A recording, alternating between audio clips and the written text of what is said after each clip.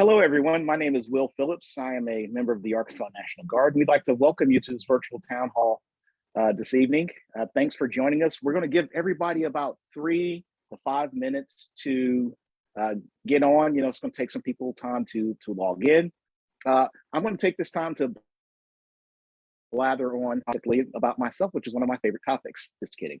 Again, I'm Will Phillips. I serve with the Arkansas National Guard. I've been in the military for over 30 years. I'm married, father of 6. Been around the block, former non-commissioned officer. I'm currently serving as an officer with the organization. I'm not originally from Arkansas. I'm from Georgia. I'm originally from Alaska by way of Georgia. But Arkansas is now home. Been here for a little over 15 years. We look forward to having some great interaction with our panelists. We hope you've got a lot of questions, so sit back, relax, and in about 3 minutes, we're going to go ahead and go live and start our questions. If you have questions, you can put them down in the chat, and we'll be able to get those out to our panelists. And we want this to be interactive. We want you to talk to us and give us your thoughts, and hopefully you'll get a lot from this event. So again, thanks for coming on. Give us a few more minutes to let people log on, and we'll be getting started here in just a few moments.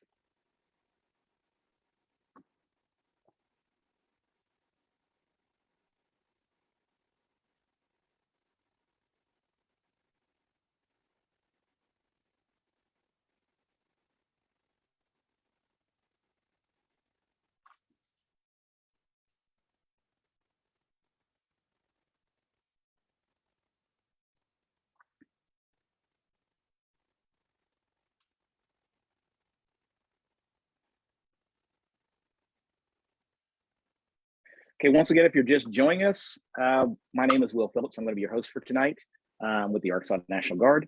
We're going to have a moment to introduce our panelists here in just a few minutes. We just want to give everyone an opportunity to log on. Again, because we're on a virtual town hall, we want to give everybody a chance to get in and get settled. Again, we welcome your questions. We want this to be interactive. So if you've got questions or things you want to hear from the panelists, put them in the chat. They'll be passed on to me, and I'll make sure our panelists get it. We'll start off with our introductions from our panelists in about 1 more minute. So give us 1 more minute to let everybody get on, and we'll get started.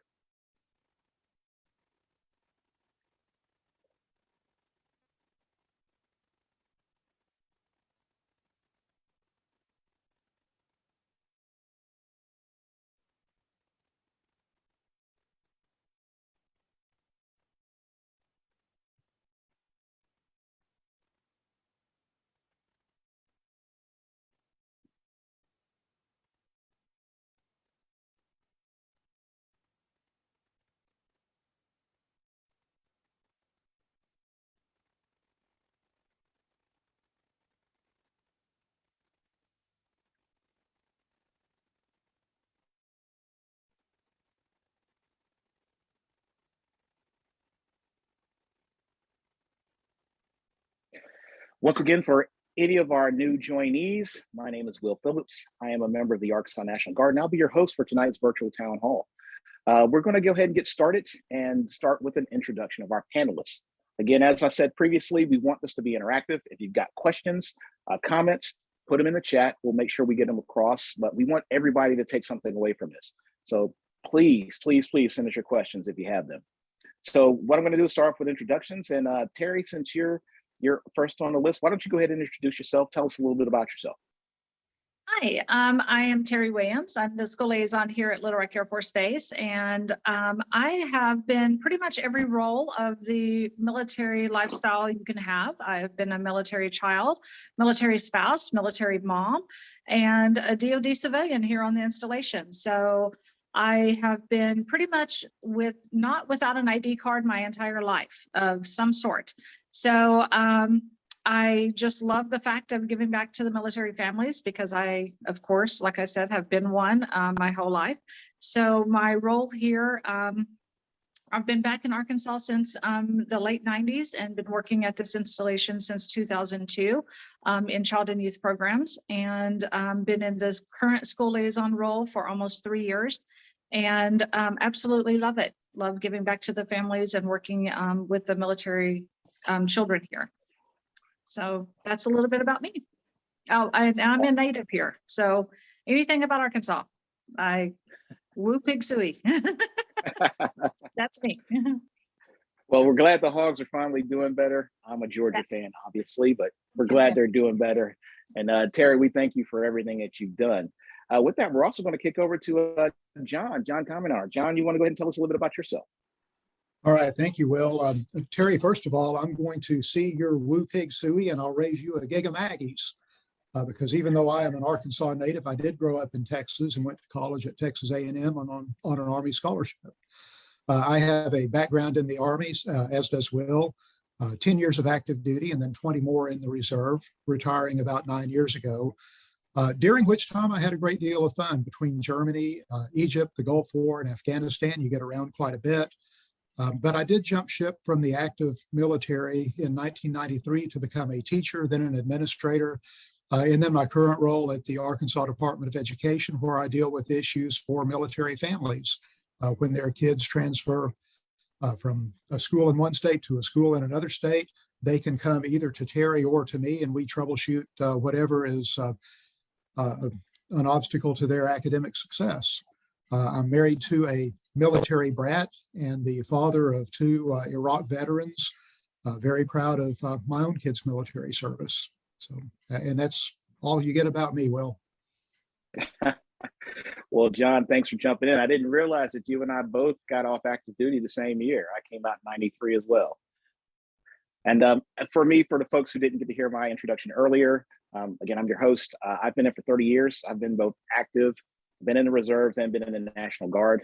I'm not a native Arkansan. Go Dogs. I grew up in Georgia, but I'm originally from Alaska.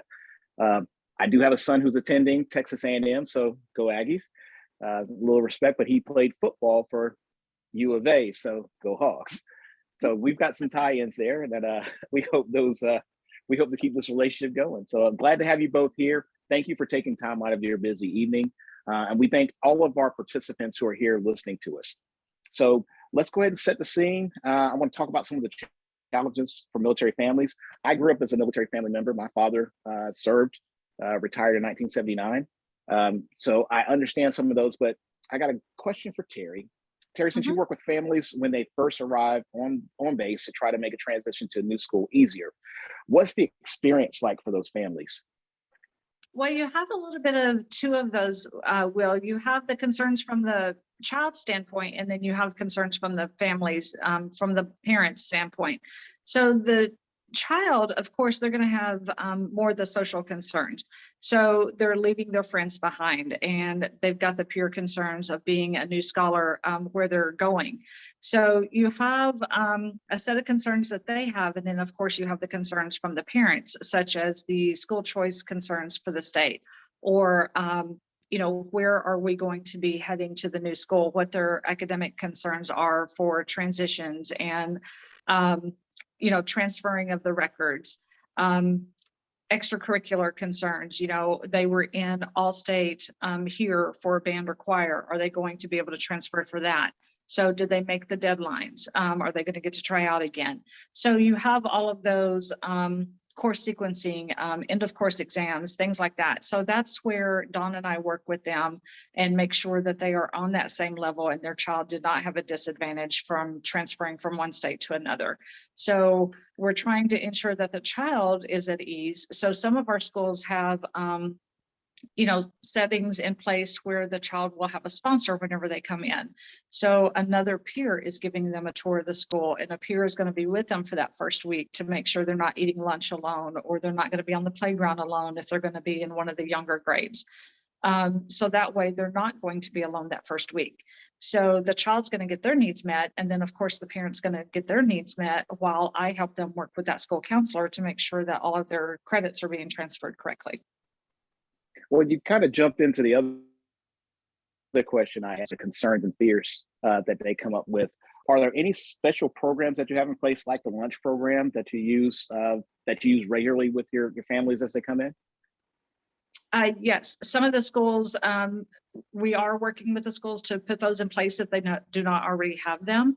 And most of the schools do. They have some sort of program. It's not across the board, but most of the schools have some sort of a program that they call, whether it be the student buddy or we have some programs that the Air Force pays for that are in the school district, such as Anchored for Life or Student to Student in some of the schools that they have programs in place that the schools can use kits for and different things. So such as Anchored for Life has clubs where they have sponsorship clubs that they use. And our charter school here on base has that program.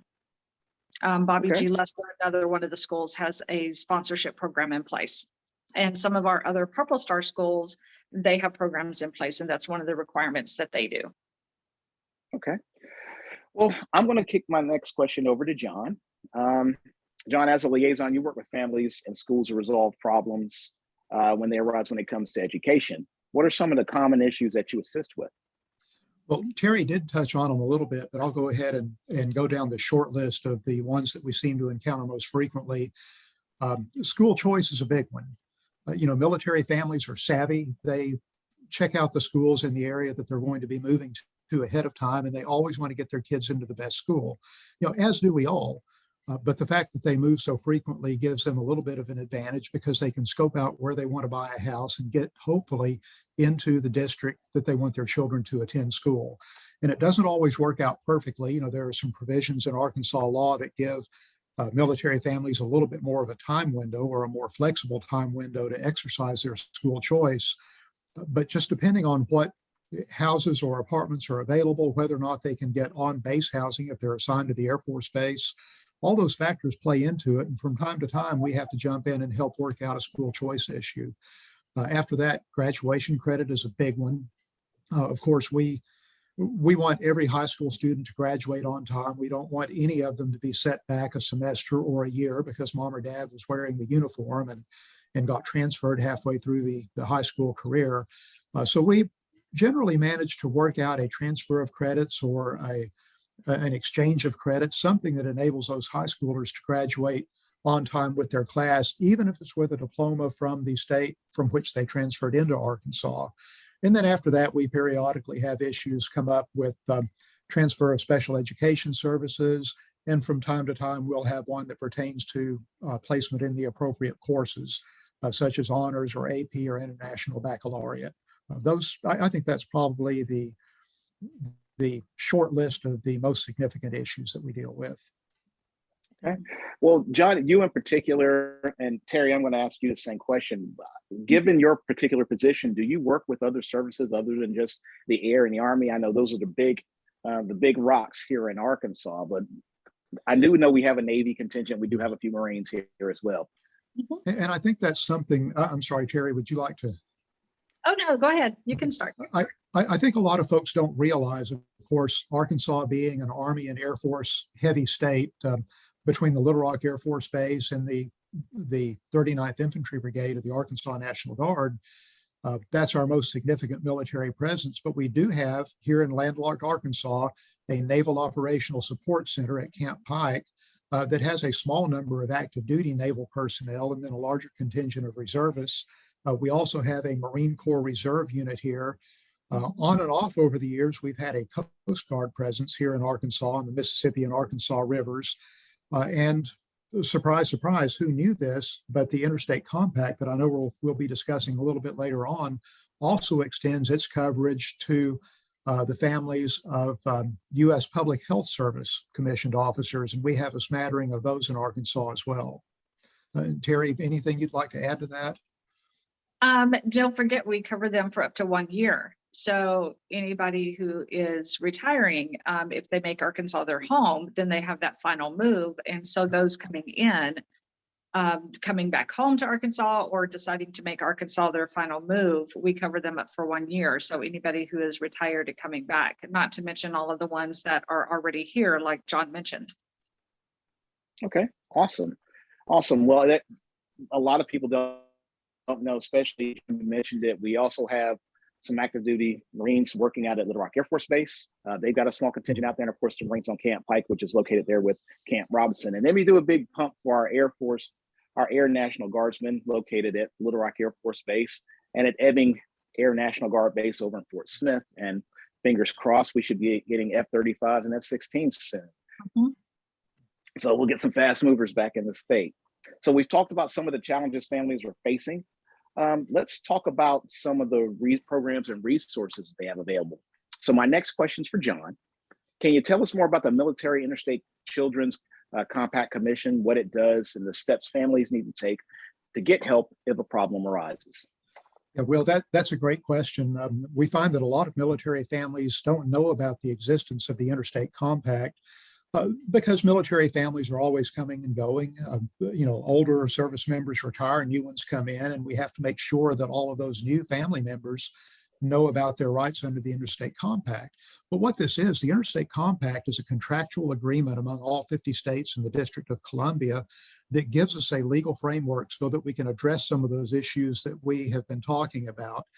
For example, for a high school student who transfers to, let's say, the Little Rock Air Force Base from Lackland Air Force Base in Texas, and we start scrutinizing the student's transcript to determine whether or not that scholar is going to have to make up any additional credits to graduate on time. The Interstate Compact gives us a framework that we can go directly to the school district that the child has moved into and start going over the transcript and making course substitutions where we have to, make sure that credit is given where it's appropriate so that those kids can transfer on time. Now, that Interstate Compact covers some other areas as well: course placement, transfer of special education services, enrollment, especially for the younger kids, kindergartners and first graders. It even extends to a grace period for immunizations. And my personal favorite, participation in extracurricular activities. If everyone remembers that scene from Remember the Titans, where the Marine Corps officer shows up with his son to try out in the middle of the season, and they're not inclined to let him until he throws the perfect pass, the Interstate Compact makes that no longer an issue, because for any of these interscholastic activities that are governed by the Arkansas Activities Association, the law is that that child has to at least be given an opportunity to try out. So this Interstate Compact works wonders for breaking down some of those educational obstacles that the kids are facing. Well, that's outstanding, especially being a sports kid myself and having two kids who play sports. But can you tell us about how the statewide network of school district military education coordinators, what they do? Yes, and that is, I think, our secret weapon here in Arkansas. We have this and other states do not. Arkansas is the first. But outside of the Interstate Compact, Arkansas law requires that every public school district with 20 or more children of military families enrolled, or 3,000 students overall, must designate a staff member to serve as the point of contact in that district for military families. And it further requires the Department of Education to provide training for those military education coordinators so that they're aware of the special needs that military connected students may have. They know about the resources at their disposal, such as the Interstate Compact, the school liaison there at the Air Force Base, Terri, who really can work wonders for helping those families out. Nonprofit organizations that have some resources available. All of that goes into the training for these DMECs, as we call them. And like I said, only Arkansas has that. No other state has followed suit with that so far. But that network of military education coordinators takes us a long way toward resolving these issues for the kids before they're ever even brought to my attention or to Terry's attention. Well, thank you for updating us on that. Really, the impact of what you have going on there has has played well into some of the businesses that have come into Arkansas. I personally worked with us as we've been in the running for the next foreign military sales program out of Fort Smith that I mentioned earlier. And part of that is our military things that we're able to do for people who are transferring into the state who are in the military. Well, with that, I've got a question for Terri. Terri, what's the impact aid for schools, and how do families make sure schools get all the benefits that they need? So Impact Aid is a federal program for funding for schools. So basically it boils down to schools get their funding from the state and from the resident taxes. So when you have a resident that lives in, let's just take the Little Rock Air Force Base here. Most of our residents here in Jacksonville, we're zoned for Jacksonville North Pulaski School District. So they get their money from the local taxpayers here. And so that's only 50% of their funding. And if you have a military member who comes in, they do not pay local taxes. So the school district there, for all of the kids who attend that school district, they're losing all of that tax money. And when you consider that they're getting 50% of their funding from that, that puts a big damper on their funding there and what they can do for their school. They're losing a lot of money. So Impact Aid is where they can go back and say, hey, we've got X number of military children, so we're losing X number of tax dollars. And Impact Aid kind of reimburses them for that. The school districts need to have at least 400 in order to qualify. They need 400 federal scholars or 3% of their average daily attendance in order to qualify. And so when you have a large military impacted school, they need to show those numbers. So the part of the problem being is Arkansas is losing a lot of money because school districts have been, I guess, losing a lot of military members who are not check marking that box stating that, yes, I'm a military member. And so I've really been working hard on getting parents, when I in-process them to the base, to understand the importance of doing that so we can give back to our schools. So that means new textbooks, that means new sports equipment, that means a new teacher maybe, when they have to cut the art program or do something like that drastic because they're not getting that federal funding. So I've been really stressing the importance of that. And we're starting to slowly see an increase back in the numbers for these districts. But if parents, so the districts have to put out a survey once a year, and it's separate than enrollment. The survey comes out sometime between October and December, and they'll ask parents, hey, is your child a federally impacted scholar? And they have to check mark yes and show proof. Even our Guard members can get reimbursed for this. The school district will set aside a certain day. It's the date of reporting. And if the Guard member is on active duty orders that day, then their scholar qualifies for this federal fund. So all they have to do then is show that they were on active orders that day. Oh, wow. That's huge. We've got to make sure that our Arkansas Guardsmen know about this. That could play a big benefit for our local schools, especially since we have over 9,000 Arkansas Guardsmen here in the state. Yes. And this does include civilians who work on federal land. So myself, if I was younger, a lot younger than I am now.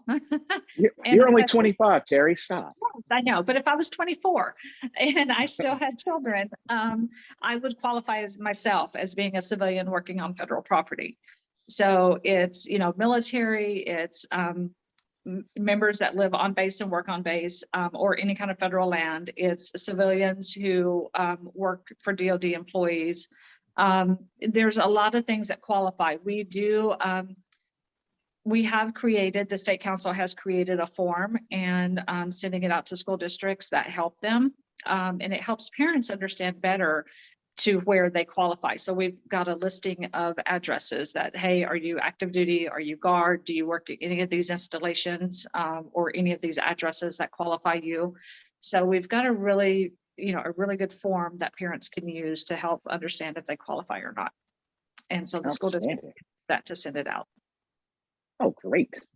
Well, that's going to be a huge impact on our education here. And obviously it's working. The DoD has recognized Arkansas for its work with the military compact here. And what I like about this is it's just putting money back into the schools. But school program? I'm sorry? I was asking, I had a question for John. I wanted to see if he could tell. Please. Can you tell us about the Purple Star School program? That's a great one. I could talk about this one all day long. Purple Star is a designation that is given to schools by the Arkansas Council for Military Children, of which Terry and I am both a member. We recognize schools that have gone the extra mile to create a culture that is supportive of military-connected students. It's pretty easily done. There are only 6 requirements that a school has to meet, but they're significant. It starts with designating someone to serve at the school level as a counterpart for the district military education coordinators we talked about earlier, designating that school military liaison and getting them trained by the council, then identifying who their military connected students are, making sure that the faculty are aware of who their military kids are, conducting professional development for their faculty on the special needs that military families have, recognition events to celebrate military connected students, and then getting the district school board to pass a resolution in support of military connected students. Once they've done all those things, they simply apply online. There is a link on the Department of Education website. Then the Arkansas Council for Military Children reviews that application. And if everything is in order, we vote them to become the next Purple Star school. And it doesn't stop there. For a district that has all of its campuses qualify as Purple Star schools, we then honor them with a banner as a Purple Star school district. And military families look for that. The Purple Star school program exists in about half of the states of the United States. And so military families are catching on that when they move into a state, they want to look for the schools that are Purple Star schools and get their kiddos enrolled there. And by the way, you can find a list of all of our Purple Star schools on the Department of Education website. Just go to the search block, type in Purple Star, and it will take you straight to the Purple Star school webpage. Oh, that's awesome. That's awesome. Well, my next question is for Terri. And Terri, can you tell us about the month of the military child? See, now that's my baby. I could talk all day about it. So, month of the military child is the entire month of April. So what we like to do is just celebrate everything about the military child. So I join in collaboration with all of the schools here in Arkansas. We try to do as much to celebrate and to showcase and highlight and just spotlight any kind of light you can think of for the military child. And we post out lots of information, activities that the schools can do. John and I send it out. We try to get, we do a governor's proclamation to send out. We are trying to do different things. We send out to chambers to try to maybe highlight and turn like things in your town purple. So if you want to, the school districts want to light up their purple football fields or their purple admin buildings, or, you know, do anything like that during the whole month of April, you can do that. You can post it onto our Facebook pages, our social media, and we will get that out to any of the DoD branches and showcase what your town is doing, what your school district is doing. But we really just like to celebrate the child. We also, my office here at Little Rock Air Force Base, we do contests. We get all of the base agencies involved, and we will just put out a calendar where the parents can go around through the different base agencies and do things. I kick off with a parade through base housing with the fire department and with security forces and our base agencies to decorate our vehicles purple. I have a Polaris here at the Welcome Center that I decorate all purple, and we drive it around, we honk, we make noise, we do all that and wave and do all that for the kids. It is just a big celebration that we do. And the past couple of years, we haven't been able to do as much inside the schools, but this year I'm hoping we will be able to. In the past with COVID, we have just been really able to go out and do Facebook Lives within the school districts and do parking lot parades. But I'm hopeful that this year we'll get to do a little bit more and within the schools themselves and get to go out and do Facebook Lives with John and I and some of the council, maybe some of the military leaders here and get to be able to be inside the school district instead of just on the outside and doing parking lot parades, but and join in on some of those celebrations. But we're hopeful that COVID will pass us up a little bit. One of the things that we use purple for is because when you blend all of the colors together, Air Force blue, Army green, Navy, all of that, you get the color purple. And so that's why we look at the military child as being one. And when you blend all those colors in, it's purple. So we celebrate with purple up, meaning that we are, highlighting the purple for the military child. And so we are declaring the 22nd of April as the official Purple Up Day. So we try to get everyone to wear purple that day. So that is the day that Arkansas has designated as Purple Up Day. So throughout the month, you'll have all the activities, but April 22nd, we actually wear purple to celebrate the child. Well, that's awesome. That's awesome. Can I respond while we're at it?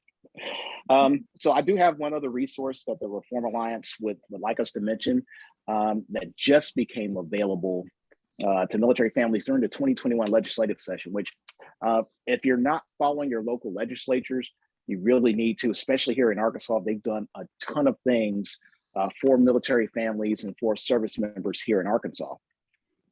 Students from military families are now eligible for the Succeed Scholarship Program.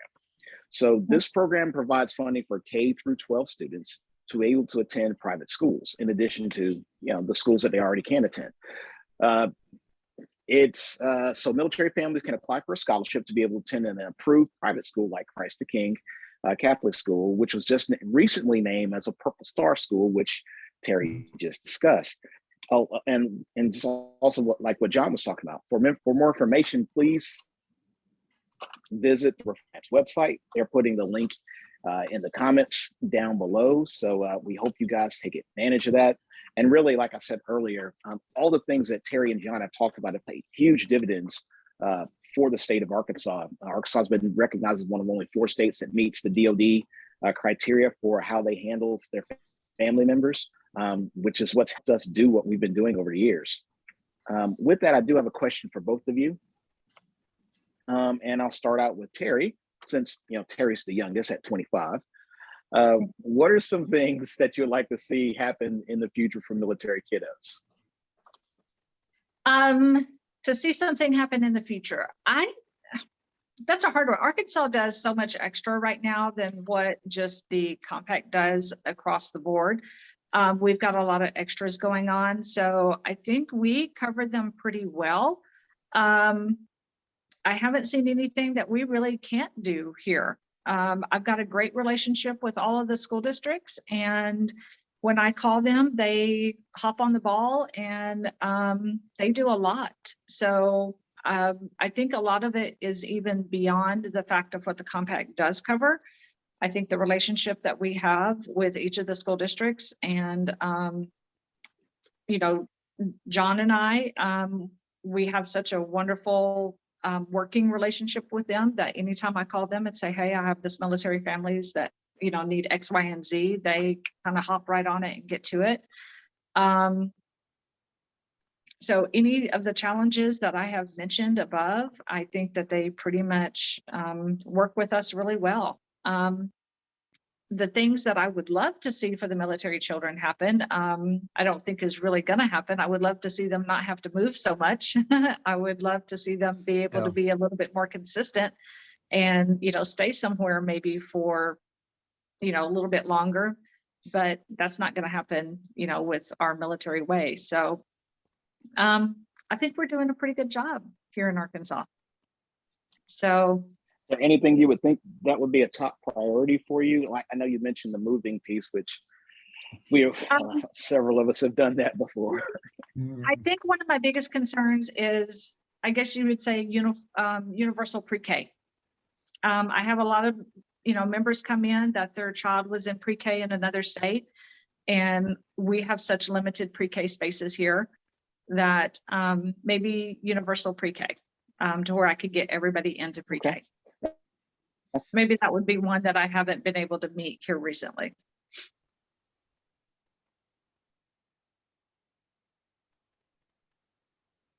Did Okay. it freeze? Yeah, it froze just a little bit. Can you repeat those last two sentences? I said that's just the one thing that I have not been able to meet here recently is that just universal pre-K because our slots are full. So. Okay. Well, thank you. I'm going to kick the same question over to John, but John, before you answer, I just want to remind all of our participants that if you have questions, put them down in the comments section so we can ask those questions to Terri and John while we have them up here. It's a great opportunity for you. Again, we want this to be interactive. We want everybody to take something away from this. So send those questions to us. So John, the same question I asked Terri, what are some things that you would like to see happen in the future for military kiddos?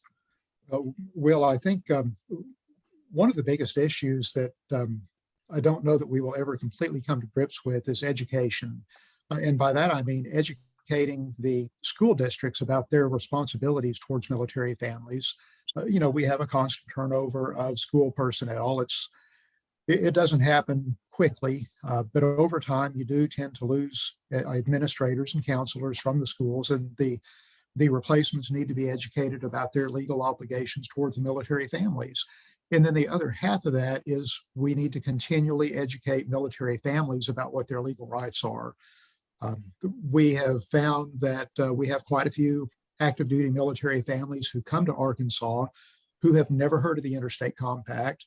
Our goal is that if they don't know what it is when they come here, they are certainly going to know what it is when they leave, because they will need those services when they arrive in the state for their next duty assignment. So we want to make sure that they are aware of what the Interstate Compact does for them. We want to make sure they know what Arkansas law does for them outside of the compact.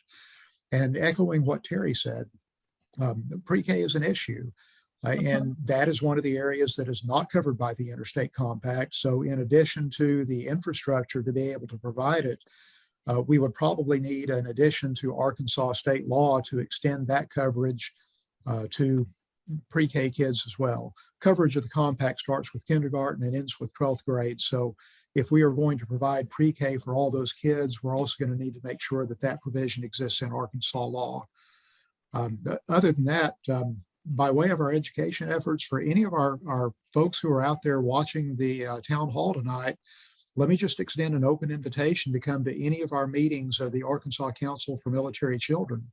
It is a government council. The meetings are public meetings. Anyone can come who wishes to. During the pandemic, we have been meeting via Zoom on the first Thursday of odd-numbered months. And you can find the Zoom link right there online on our webpage at the Arkansas Department of Education website. And we always have a public comment period. So anything that military families may want to address to the council, we have a time at those meetings when they can do so. Well, and so John, that was great and a lot of good information. Please, I hope you're taking notes of where he said to go, and we'll try to post those links down in the chat for anybody who's listening. But John, along with your question, what are some of the top priorities that you would like to see happening? I've gathered from both of you that pre-K is huge. Is there anything that rises to the top of the list up there with pre-K for you? Well, there is an area, and it would take legislative action to make this happen. I hope I'm not speaking out of turn by bringing this up. Arkansas is one of a small number of states who has, on its own, extended the protections of the Interstate Compact to reserve component family members, National Guardsmen, Army and Air Force, Naval Reservists, and so forth. The next step in this, the way I see it, would be that we want to extend those coverages to civilian employees of the military services as well. Those folks transfer from state to state periodically for their employment. They do operate in direct support of our military forces. And I would not want the child of, well, if it were Terri, for example, if Terri decided to leave here tomorrow, heaven forbid, and take over for her supervisor, who is based in San Antonio, and take her children with her, because you're 24, right, Terri? Yes, I'm 24.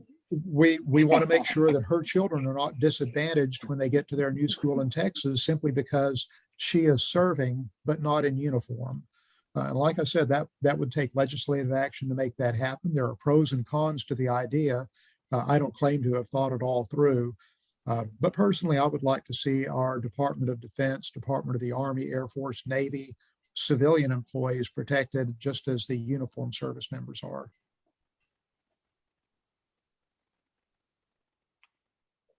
Outstanding. Well, the next legislative session is coming up shortly. And I know legislators are very interactive with the public. So those of you who are listening, or if you have a good idea, again, our legislators here in the state of Arkansas are really great at taking these good ideas and turning them into law. If you haven't seen all the amazing stuff they've done for the state, it's awe-inspiring. I do want to give a shout out to Jessica Song. She is the 2022 Arkansas Teacher of the Year, and she wanted to thank you guys for highlighting the needs of our military family. So we want to give her a big shout out. She's out there in the audience. So thank you, Jessica, for all you've done and for being the Teacher of the Year. That's pretty amazing stuff. But for both of you, I do have a question from the audience.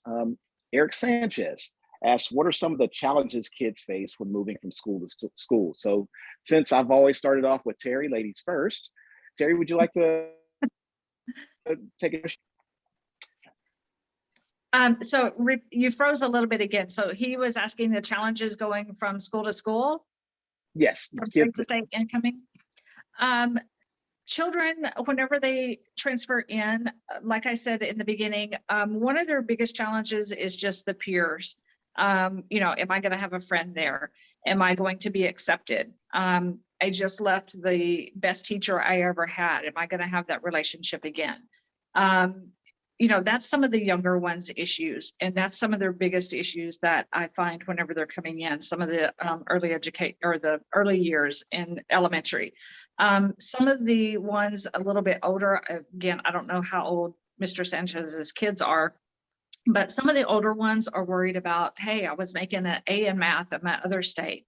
What if I'm going to a state where their math is ahead of mine? Am I going to be behind?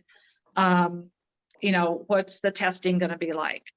Some of them come in asking about questions like that. I was, in gifted and talented there. Am I going to be in gifted and talented here? So, they start having pressures like that, just as we do as adults in our jobs. Whenever we switch jobs, am I going to be as good there as I was here? So they start having a lot of those issues too. And then, of course, they're leaving their friends as well. They're leaving maybe one of their, best teachers that they had. Whenever you get into the older ones, man, I was doing really good in ROTC there. Now I got to start all over here.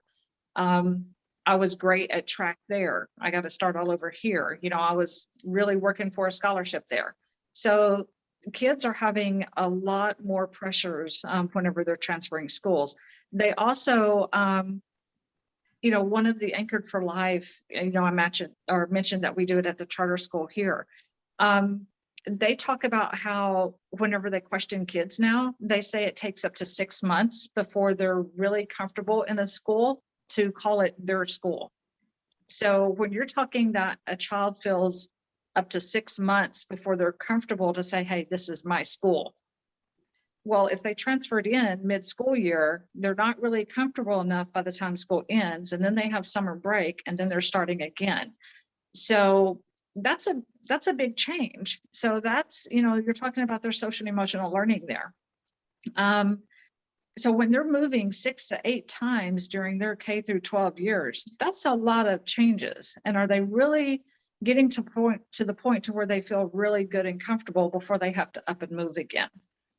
So that's a lot of changes for them.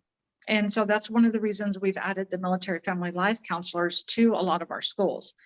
I just added 2 to the Cabot School District this school year, and I'm looking to hopefully add another couple more next year, or put the request in for next year. So it may be middle to the end of next year before they get there. But we're really looking at beefing up that program. And you'll have 1 counselor for 2 schools. And so that has been a huge impact. And when you look at some of these school districts that are having 500 kids into a school district or more, then that counselor makes a big impact on that school, and they can go up to a 50-mile radius. So that really helps out those kids. I hope that answers the question. But those are the most common concerns. When I was a young kid bouncing around military posts, especially going all the way from Alaska to Georgia. Mm-hmm. That's some Yeah, of the I'm most sorry. common concerns that they give me. Okay. John, did you have anything you wanted to add in on that question? Well, Challenges for kids facing? Terry has done a Because you've great got job of kids too. summarizing some of the big ones, but you add on top of that, there are a couple that seem peculiar to military connected students that their civilian counterparts don't necessarily have. The child of a Walmart executive could move from Arkansas to California to Texas back to Arkansas and encounter a number of those issues. But what the Walmart child does not encounter is when mom or dad is deployed overseas to, pick your trouble spot. We may be done in Iraq and Afghanistan for now, but we still have deployments going on elsewhere. We have troops possibly on standby even as we speak to go to Eastern Europe. So when you factor into that the worry that those military kids have about how will my mom or dad be when they come back from this deployment? Will they come back safe and healthy? Will they come back at all? And then you have the shifting family dynamics of when mom or dad goes overseas and all of a sudden the oldest son or the oldest daughter may find themselves carrying responsibilities that they wouldn't normally have to, whether it is helping with cleaning the house, preparing meals, doing yard work more than what they would normally do, caring for younger siblings, and sometimes even being there to help mom or dad through the troubled times when their spouse is away overseas. All of those stressors really build up for military connected kids. And when you consider that these kids are already dealing with making friends in their new school and getting into the swing of their new courses, maybe coming to grips with a teacher that doesn't do things the same way that their favorite teacher in their old school did, those additional stressors don't help them out any. Right. So keeping a watchful eye on those military kids and just understanding when all of a sudden that child becomes more quiet and more withdrawn than he or she typically would be, it may not be that there's necessarily some kind of trouble going on in the home. It may be that mom or dad has put the uniform on and is serving in the Sinai Peninsula or the Horn of Africa or Korea. Name your trouble spot around the world. Exactly. Outstanding. That's a great answer, guys. And I know that, especially Terry, I know that you and I are both military family kids, and I can remember seeing my dad pack up and leave off. And unfortunately, I've had to do the same with my kids. And matter of fact, I still haven't gotten my would-be back from my daughter. We do have another question from some of our participants, and I want to encourage anyone else who's listening that we are still answering questions. And this is from Carissa Smith, and I apologize for saying your last name improperly. Malinowski asked, how can schools screen for our current or future military families? And Terry, I think you addressed this a little bit earlier, didn't you, on how they can screen for those military families? On how can they screen for them? Oh, screen for current or future military families. Yeah, for impact aid. So they have the form that they will send out. There's two different forms. One of them is at the beginning for registration, and that is not for impact aid. That is just for basic information. Sometimes the school districts will ask if you are military affiliated. The one for impact aid will be sent out sometime between October and usually before holiday break. And that will be sent out, and it's specifically for impact aid. And they will ask just what your status. Are you affiliated with the military in any way? All the forms look a little bit different unless they're using the specific one that we made. But they'll ask about your date of record. On the date of record, were you active duty? And it will have a specific date on there that the school chooses. And the reason that they do that is they have to, kind of like we do in the military, they have to have one date of record for the survey. And all of their forms have to be in to impact aid by January 30th. I think it is. The date varies a little bit, but it's usually the Friday of the last week in January. And so that's why they do it between October and December, is so then they have about a month to tally all of the results and send it into impact aid. But they will ask you specifically where you work, what branch, different things like that. Okay. And all you have to do, it have to be a wet signature. So that's why they do it by paper. It's kind of a pain, but it does have to be a wet signature for impact aid. And all of the forms stay there at the school. No They don't go anywhere. So sometimes families have a little difficulty filling it out because they're worried about OPSEC, or they're worried about my child's, information, or I've had parents who tell me sometimes that they worry that, the information is going to go somewhere. And, all the time we're preached OPSEC, blend in, don't say you're military, but this is just for school records, and it doesn't go anywhere. It just stays right there in your child's file. That way, if they're ever audited, though, that they can say, hey, we've had this many military kids, and the parents will have to fill it out every single year. Okay, well, that's very, very important for the military family to fill it out each year so they can get proper credit. Now, we do have an additional question from Andelin Geyser, right? Asked, hi, Terri. Are the MFLACs full-time in the districts? For those who don't know what MFLACs, Military Family Life Assistance Coordinators. So are those full-time in the districts?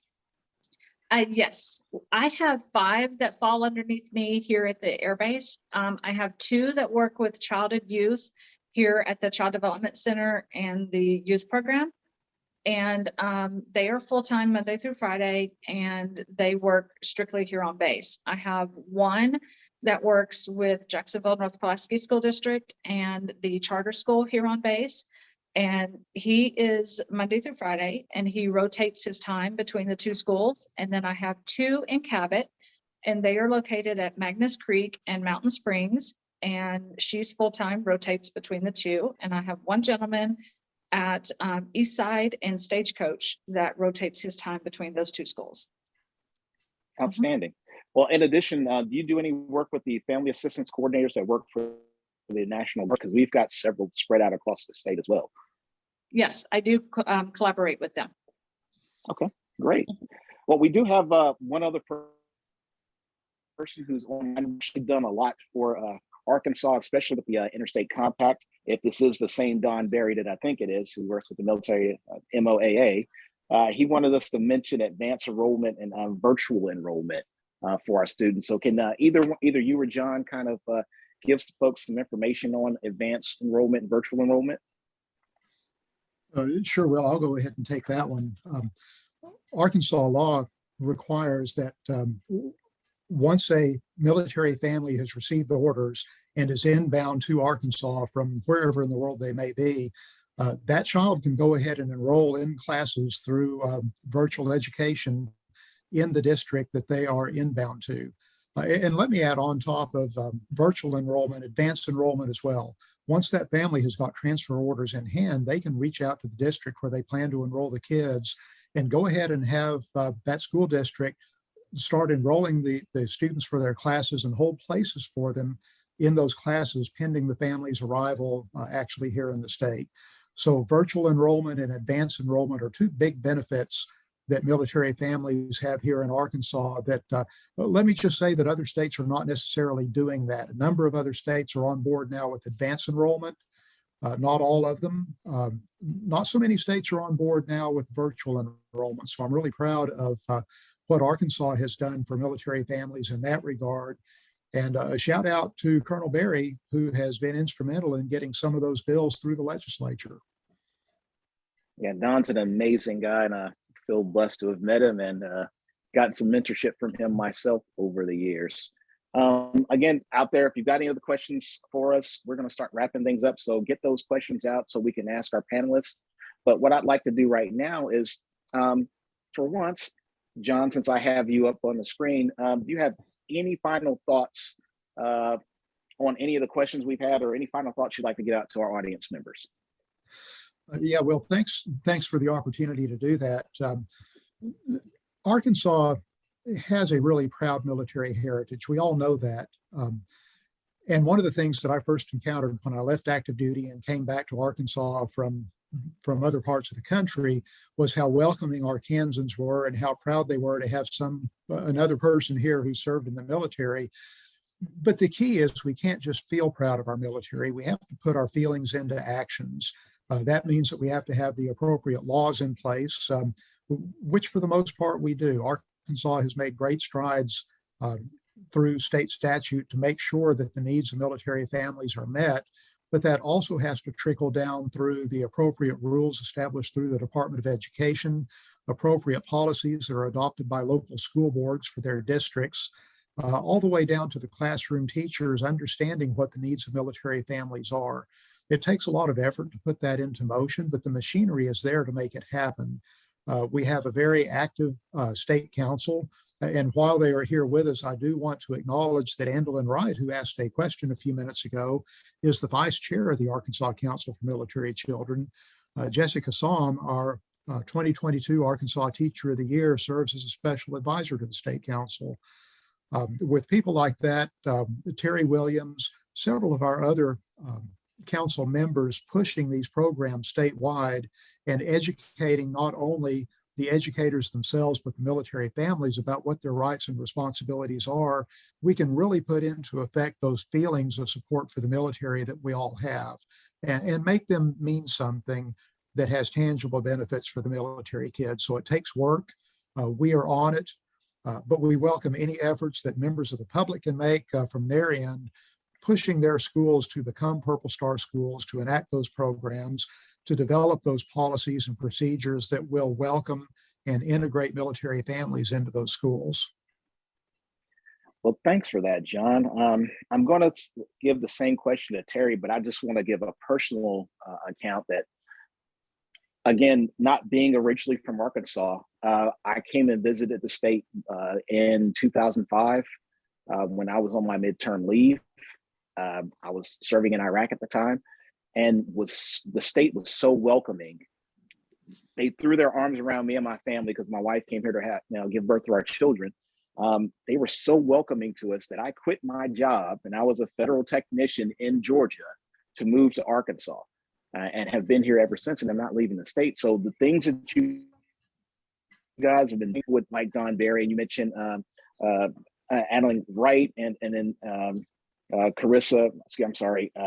Jessica Somm, those things are paying benefits. I am one of those direct benefits from those. So really, thank you for everything you're doing, especially Don Berry. Give a big shout out to him over there. He's been a really big mentor to me over the years. I'd also like to live that last question though to Terri. So Terri, why don't you give us any of your final thoughts on any of the audience questions we've had, or just some final thoughts you'd like to give out to our audience? Well, John took most of the words right out of my mouth. I mean, I'm just so pleased at the work that everybody is doing. Just in the short time that I've been in this position on base, I have seen so much, growth in teamwork and just an abundance of, I don't even know what you could call it, just downright caring from all of these team members during COVID, especially. Getting out and, serving lunch in the school districts and helping pass out Chromebooks and, just right in the middle of everything. And it has been just awe-inspiring. And I think that just in the middle of a pandemic just shows the warmth and the love for our fellow members that we have here.